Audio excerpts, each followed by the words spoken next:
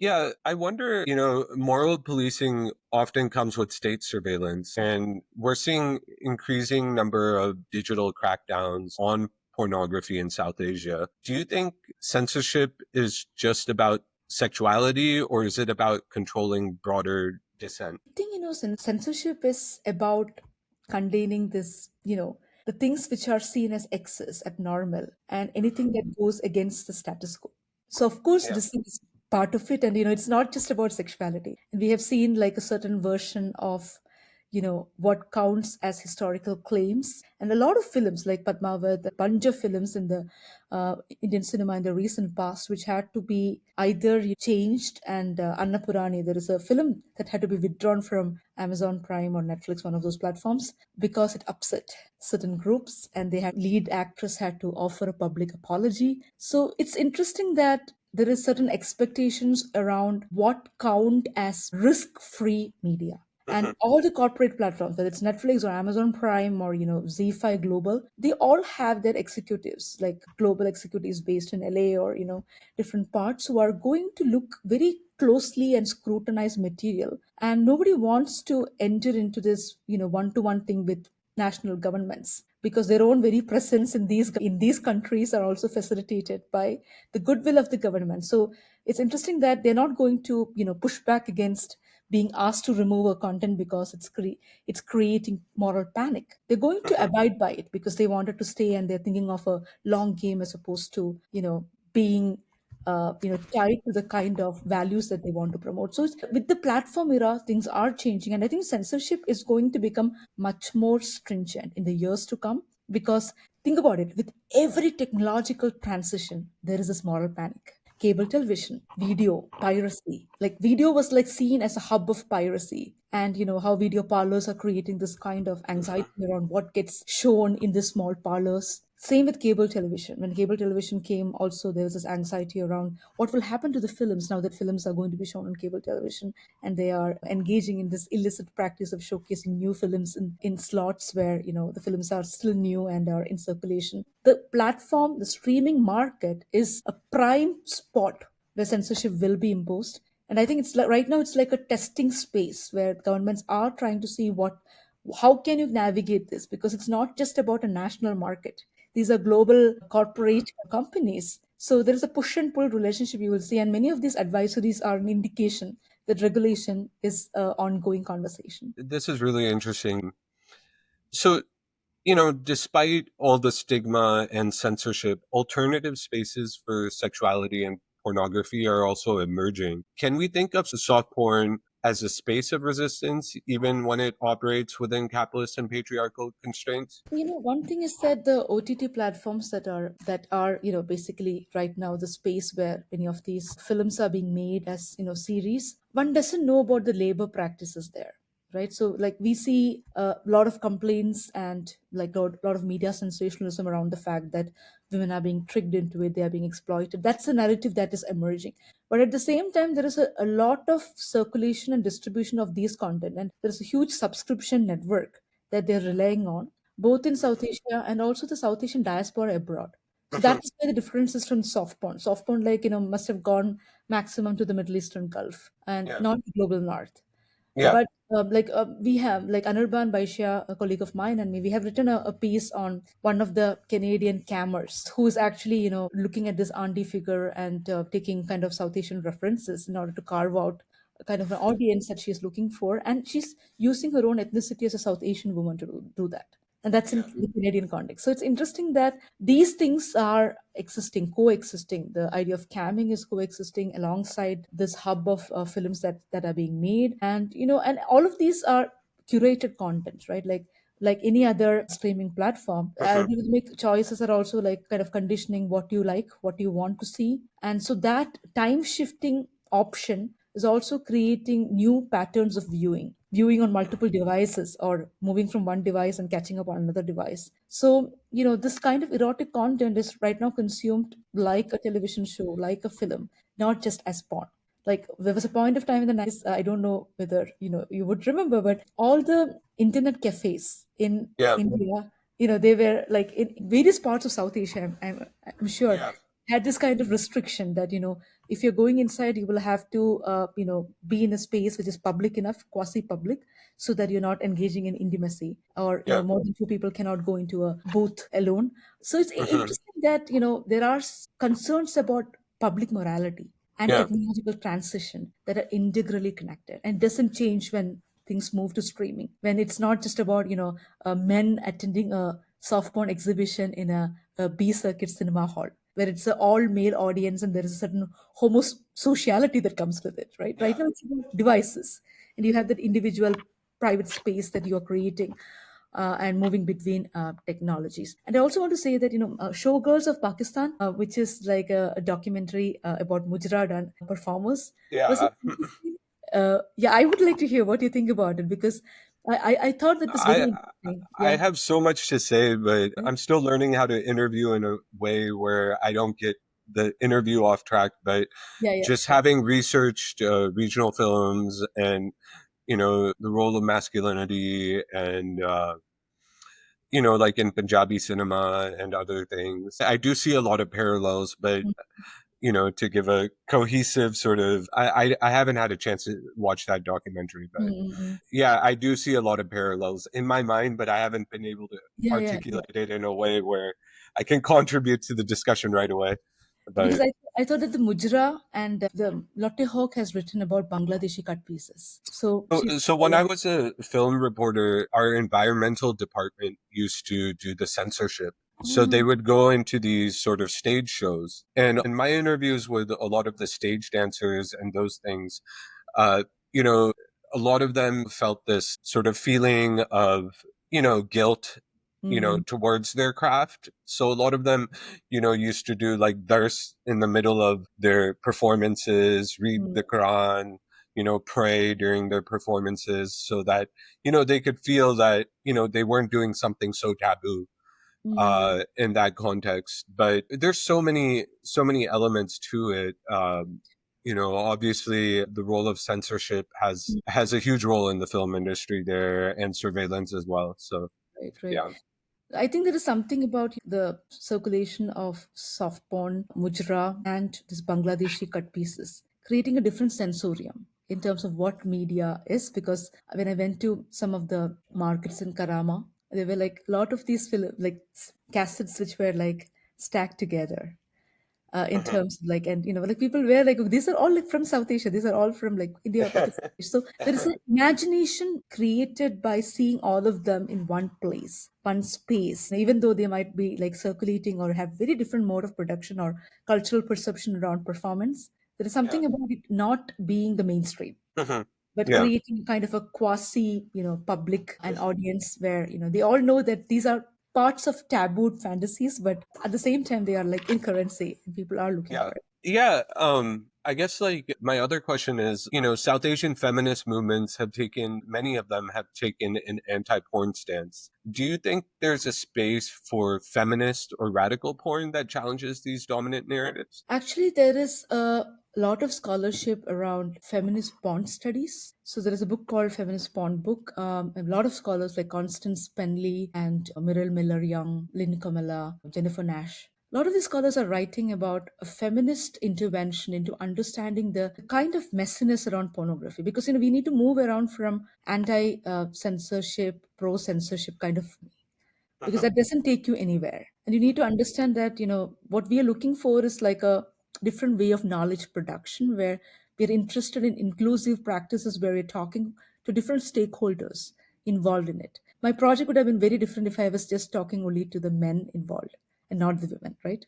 Similarly, the idea of inclusivity also means that you are taking a step back from what censorship is, as opposed to what censorship does, in changing the terms and conditions under which we speak about adult media. So many Mhm. of these scholars have worked on, like, so the Middle Miller Young's work is about African American women who are Mhm. working in pornography, where she talks about the pushback she felt from the community, saying that why are you interested in looking at porn, because black bodies are always sexualized, and you're Mhm. adding on to it. And so she's talking about the kind of concerns that she want to put forth, saying that respectability is one thing, but we do also need to think about the agency of these women. How are they thinking about this as labor? And many of these women in Meryl Miller Young's interview say that they're doing it because they basically wanted to get a feel of what it looks like. And sometimes, like for them, the idea of freelancing is much more kind of economically viable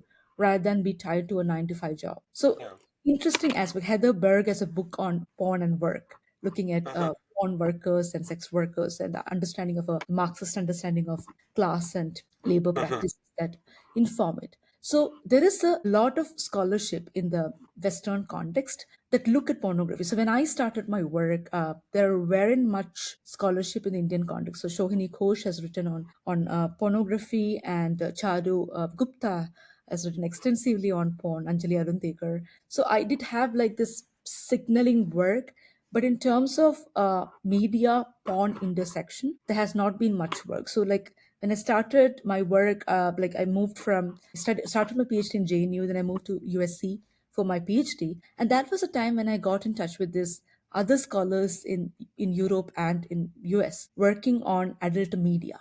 So my project changed drastically when I could embrace the fact that media can be studied on its own terms rather than being subscribed into women's studies or gender studies or sexuality studies. I would say that that was like a eye-opening moment for me, Mhm. because sometimes there are clashes between different interpretations of what counts as women's studies or gender studies. Yeah. I still remember like having a conversation with a seasoned feminist scholar. Yeah, that's kind of interesting because I think like we see a tension in the global pornography industry between like erotic labor as a site of empowerment Mhm. and as a site of exploitation. I wonder, in terms of South Asian conversations on sexuality and pornography, how do they differ from Western sort of feminist and like intellectual debates on this subject? Yeah, so one thing is that, feminism is not just one thing. Even among the South Asian feminist scholars and feminist interventions, there are different ways in which people are looking at agency, what counts as women's labor, respectability. When do you start to speak about sexuality? When, there are deeply hierarchical, patriarchal logic that structure the day-to-day reality of women in South Asia. So I think it depends on what your starting point is going to be, because a lot of scholarship on pornography in the initial days in 1980s. So Brinda Bose Mhm. also has a book on censorship, where the interesting set of material that came out in the early 2000s, and those materials are like media kind of interventions are all connected into, which became very important when I started to build on that. So it's important to keep in mind that sometimes feminist interventions are also responding to a particular moment. Let's say the moment of 1990s or the moment of Nirbhaya case. So that particular moment will be resonating with the energy and charge where you are trying to respond to feminist movement. Actually, it depends on what moment each of these feminist movements are responding to. Because let's say that, feminist grassroots level movements of the 1980s would be very different from the 90s moment, or, Nirbhaya incident. So Mhm. it's important to keep in mind that it's a conversation. There are different ideologies, different kind of political investment each of these strands of feminisms have.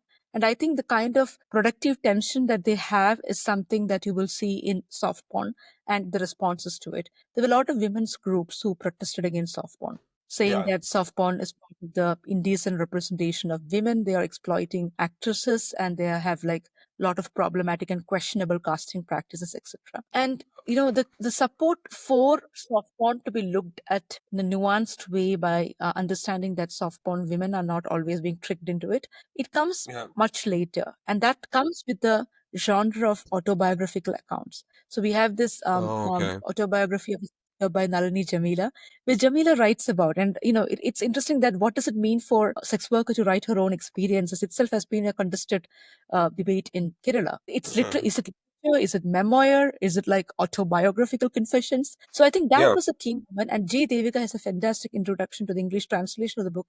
She lays out those complications really, really well. Mhm. Shakila also had a memoir. It was like part of, like a kind of a compilation. Somebody has written, listened to her story and then compiled it.